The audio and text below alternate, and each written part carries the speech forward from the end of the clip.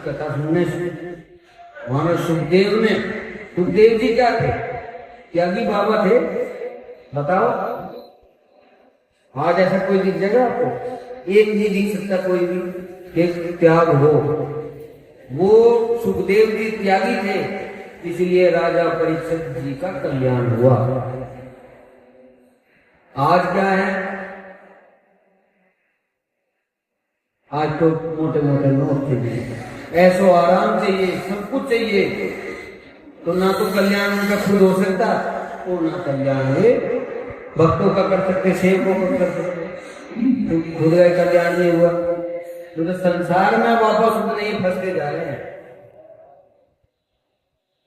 जितना निकलना चाहिए था उतना ही संसार में घूमते जा रहे हैं, वहीं लिपटते जा रहे हैं। जैसे मक्खी गुड़ पर चिपक जाती है, चिपकी रहती है, टूटने का चांस उसके अंदर रहता है, अपने पंख उसी में लिपटाए रहते हैं।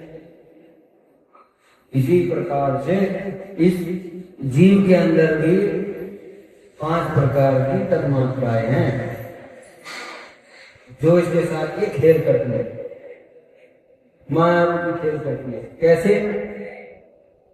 शब्द, स्पर्श, रूप, रस और 5वां गंध।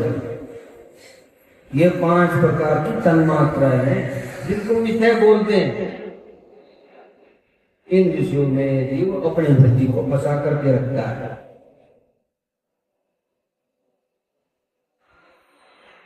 अच्छे अच्छे शब्द जहां से सुनाई पड़ते हैं, इसका जो श्रवण का जो देवता है वो तुरंत एकदम वहीं पहुंच जाता है। वो बड़ा रसीला शब्द सुना है, बड़ा रसीला भजन आ रहा है, बड़ा रसीला वादन हो रहा है, बाजे गाजे बजे, तुरंत अपनी वृत्ति को वहीं ले जाता है। कहीं भी लगा हुआ, एक बार शब्द को सुन जाए तो वादन हो रहा है, वहां अपनी वृत्ति को फंसा लेंगे। स्पर्श में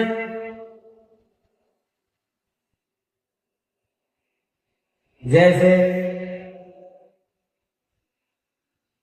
हाथी होता है और हाथी को पकड़ने वाले होते हैं, तो वो वहां क्या करते हैं? पकड़ने के लिए एक गड्ढा बना देते हैं और गड्ढा बना करके उसके ऊपर एक छप्पर टाइप का वो डाल देते हैं,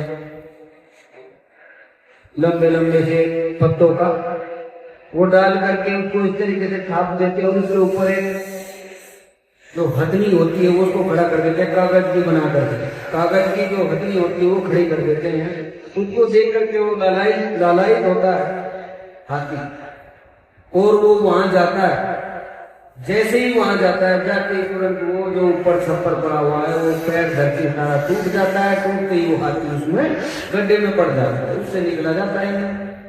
जब उससे नहीं निकला जाता, वो आते हैं उसको पकड़ने वाले, उनको थोड़ा दाना डालते हैं, उसको बाहर निकालते हैं।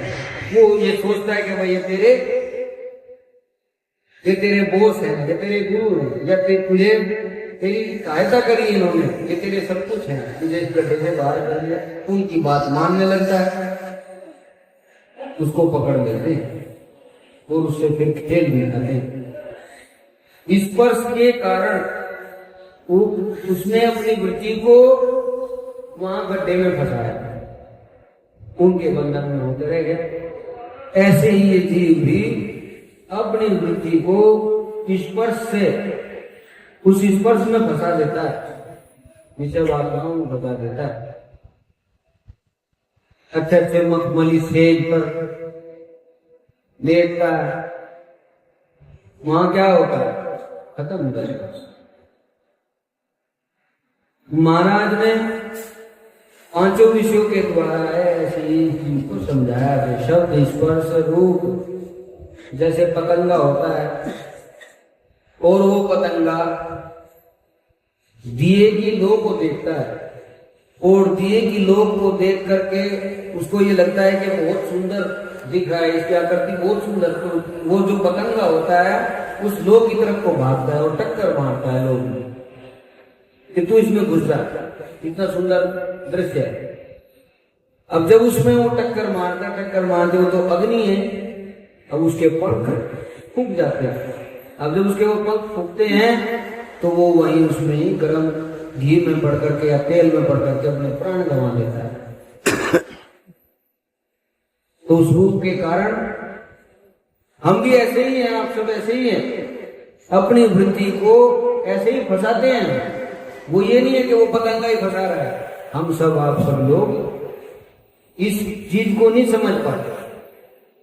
हम रूप को देख करके दीवाने हो जाते हैं और उस दीवानगी में उसमें टक्कर मारते हैं, अपने जीवन को अस्त व्यस्त कर देते हैं, खत्म कर देते हैं।